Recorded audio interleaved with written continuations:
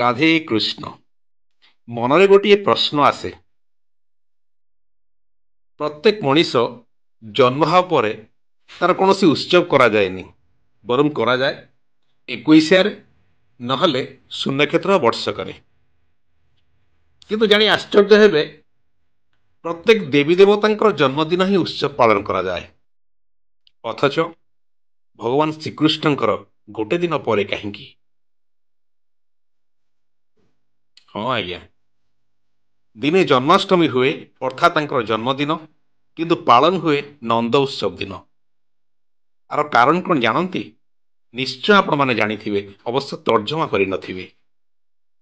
କାରାଗାରରେ ଜନ୍ମ ହୋଇଥିଲେ ତେଣୁ ଉତ୍ସବ ପାଳନ ହେଇପାରିନଥିଲା। ଇଏ ଗୋଟେ ଦିନର ଘଟଣା।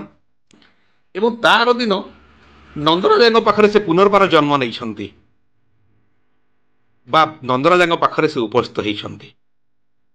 ତେଣୁ ନନ୍ଦରାଜ ଜାଣିବା ପାଇଁ ସେଦିନ ତାଙ୍କର ଜନ୍ମ, ତେଣୁ ତାଙ୍କ ଜନ୍ମଦିନକୁ ନନ୍ଦ ଉତ୍ସବରେ ପାଳନ କରାଯାଉଛି। ତେଣୁ ସେଇ ପରମ୍ପରା ସେଇ ଦିନଠୁ ଚାଲି ଆସିଛି। ତେଣୁ ଆମେ 2 ଦିନ କୃଷ୍ଣଙ୍କର ଜନ୍ମଦିନ ପାଳନ କରୁଛୁ, ଗୋଟେ ଜନ୍ମାଷ୍ଟମୀରେ ଏବଂ ଗୋଟେ ନନ୍ଦ ଉତ୍ସବରେ। କିନ୍ତୁ ମଣିଷମାନଙ୍କ ଆଉ ଈଶ୍ୱରଙ୍କ ଭିତରେ ପାର୍ଥକ୍ୟ ଏତିକି, ମଣିଷମାନଙ୍କର 21 ଦିନ ପରେ ପାଳନ କରାଯାଏ।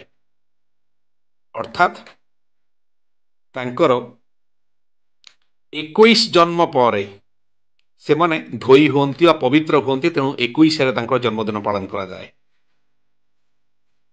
ଆଉ ବର୍ଷକରେ ତାଙ୍କର ଶୂନ୍ୟକ୍ଷେତ୍ର ହୁଏ, ଯେମିତି ସମସ୍ତଙ୍କର ହୁଏ। ଆମେ ଯେମିତି ମାନେ ଜଣଙ୍କ ଜନ୍ମଦିନ ପାଳନ କରୁଛୁ ସେମିତି।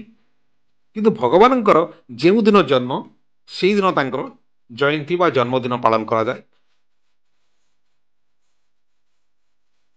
ତ ରାମଙ୍କର ରାମନବମୀ, ରାଧାଙ୍କ ରାଧାଷ୍ଟମୀ। ଅଥଚ ଯେତେବେଳେ କୃଷ୍ଣଙ୍କ କଥା ପଡ଼େ, ସେତେବେଳେ କୃଷ୍ଣଙ୍କର ଜନ୍ମାଷ୍ଟମୀ ଯାହା ତ ହୁଏ, କିନ୍ତୁ ତାଙ୍କର ଆଉ ଗୋଟେ ଦିନ କରାଯାଏ ଉତ୍ସବ, ନନ୍ଦ ଉତ୍ସବ, ଜନ୍ମାଷ୍ଟମୀ ବାସି। ଯଦି ମୋ କଥାରେ ଏକମତ, ନିଶ୍ଚୟ ଗୋଟେ କମେଣ୍ଟ କରିବେ।